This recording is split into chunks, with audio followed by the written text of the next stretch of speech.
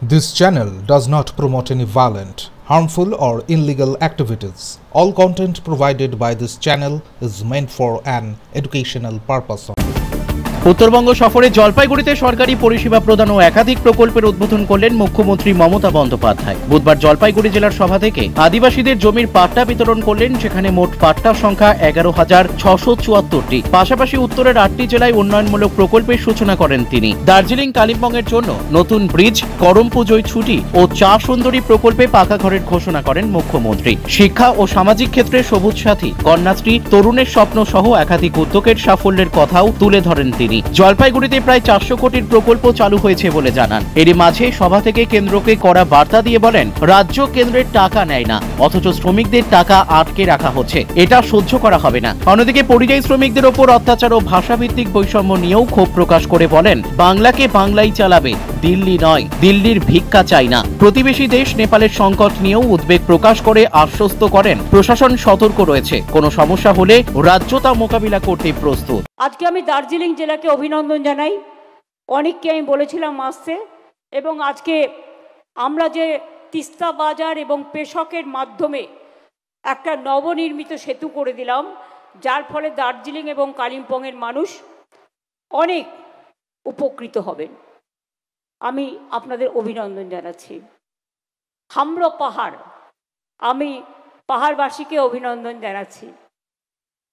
আমি আপনাদের বলতে চাই, আপনারা জানেন, আমি পরে আসছি এই কথাগুলোতে, শুধু জলপাইগুড়ি জেলার জন্য কি কি করেছি আমরা, বড় বড় কাজগুলো।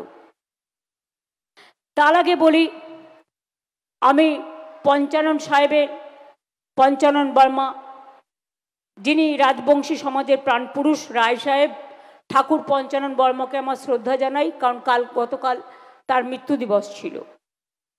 আমরা তার নামে পঞ্চানন বর্মা বিশ্ববিদ্যালয় করেছি। ঠাকুর পঞ্চানন বর্মার জন্মস্থান খালসামারির পুণ্যভূমিতে সেকেন্ড ক্যাম্পাসও চালু হয়েছে।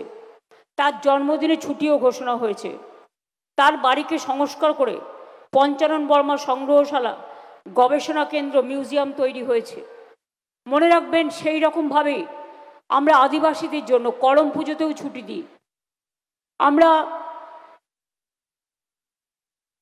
অলচিকি ভাষাকে গুরুত্ব দিয়েছি, সাদ্রিকে দিয়েছি।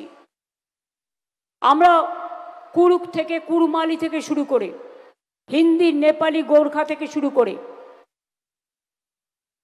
এমনকি তেলেগু ভাষা থেকে শুরু করে, পাঞ্জাবি, শিখ ভাষা থেকে শুরু করে সবাইকে আমরা গুরুত্ব দিয়েছি।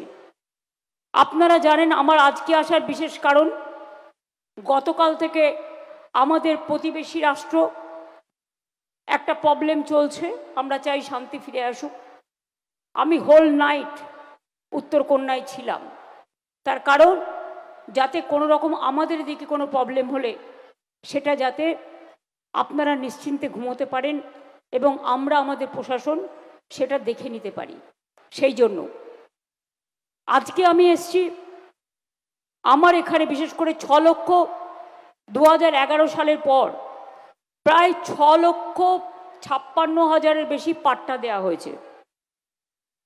3,17,000 বেশি গৃহপাট্টা, 1,93,000 বেশি কৃষি পাট্টা, 59,000 বেশি উদ্বাস্তু পাট্টা, 47,000 বেশি ফরেস্ট পাট্টা এবং প্রায় 39,000 টি গার্ডেন পাট্টা দেওয়া হয়েছে। কিছু লোক আজ টাকা দিয়ে পলিটিক্যাল পার্টির ব্যানারে নানা রকম মিথ্যে কথা লেখে, কুৎসা ছড়ায়, অসম্মান ছড়ায়, চক্রান্ত করে, দেশভাগ করে, বাংলা ভাগ করার চক্রান্ত করে। অন্যায় তো অন্যায়, এটাকে সাপোর্ট করার কারণই আসে না। কিন্তু বলুন তো, একটা অন্যায়ের বদলা নিতে গিয়ে তুমি আরেকজনকে জ্বলন্ত জীবন্ত পুড়িয়ে মারবে, এটা কিসের রাজনীতি?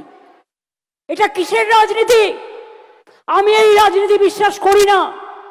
আমি যে রাজনীতি বিশ্বাস করি, আমি ছোট্টবেলা থেকে, ছাত্র জীবন থেকে রাজনীতি করি, আর যতদিন বেঁচে থাকবো আমি মানুষের রাজনীতি করি এবং করব, এবং মাথা উঁচু করে চলবো, এবং বাংলা এগিয়ে যাবে, এটা আমার স্বপ্ন। আমি অন্য কিছু চাই না। শুনেছি নেপালের প্রবলেম চলে এসেছি, সারা রাত উত্তরকন্যায় বসে পাহারা দিয়েছি। আশা করি শান্তি ফিরে আসবে। মনিটরিং করব।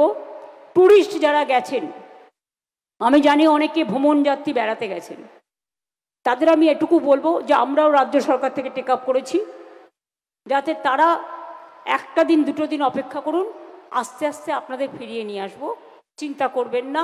এক্ষুনি তাড়াহুড়ো করতে গিয়ে কোনো বিপদের মধ্যে পড়বেন না, একটু শান্তি ফেরাতে দিন। ওরা শান্তি ফেরাক, আমরা প্রতিবেশী রাষ্ট্র খুশি হব।